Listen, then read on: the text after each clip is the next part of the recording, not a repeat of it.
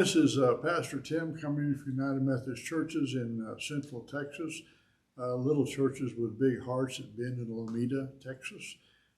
We are doing a podcast on the parts of the Bible. We've talked about the general themes of the Bible. We've talked about the different kinds of literature in the Bible. We've talked about a variety of things. But now we're talking about parables.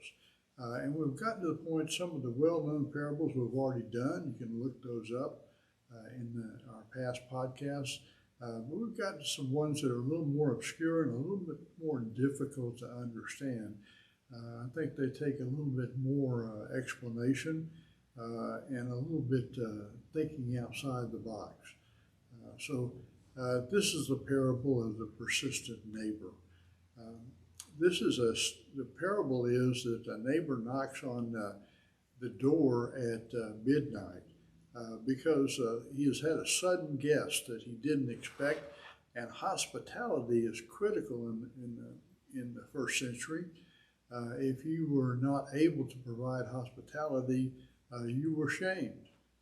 And so he needs to have something for that neighbor, for that visitor that comes late at night, unexpected, and there's nothing in the house. So he knocks on his neighbor's house. Now his neighbor doesn't want to get up. He's got the kids to sleep. He's gone to bed himself.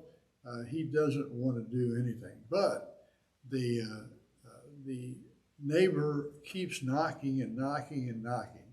And so finally he says, well, if you're going to be that persistent, then I will get up and give you something so that you'll go away. And the idea that Jesus with that parable was to be persistent in your prayers. Now, a lot of times we could say, well, this is God, the loving Father, the Good Samaritans. Can we say that is God who helps out, who picks up? But this one, we can't say that God is the neighbor who doesn't want to help. So I think it's if this happens with somebody who's not so good, just imagine how much better God would be. If the neighbor is finally able to get up and answer the door and to give them what they wanted, how much more can God do, who loves you, who has the ability and has the desire to do good for you? How much more can God do for you if you request it? So don't keep up with your prayer life. Be persistent about it. Not so much because you have to convince God, so that prayer can change you, so you can become more like what God wants. I think the main thing that keeps God from answering some prayers is that it doesn't conform with what God's will is for you and for the world. You can't ask to win the lottery because that's not part of God's plan. That's not a value to you spiritually. And so lots of people pray to win the lottery, but it doesn't happen. And it's not because God is not willing to bless you. It's that God knows that that's not good for you. It's not good for humanity. And so you should be persistent in your prayers, and God will answer.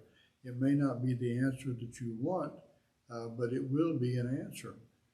So that's if the reluctant neighbor is willing to do that, just think how much more God is willing to do for you. So I hope that's helpful to you. I hope you'll think about that and increase your prayer life. I'll see you later.